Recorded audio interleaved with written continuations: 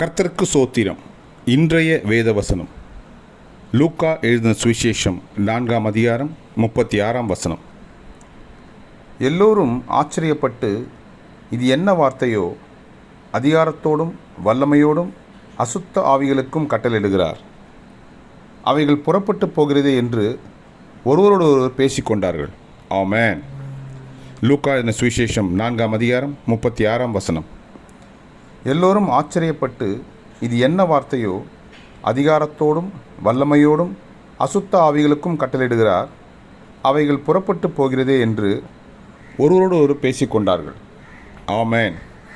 லூக்கா 4:36. கர்த்தர் உங்களை ஆசீர்வதிப்பாராக, உங்களோடு கூட இருப்பாராக. ஆமென்.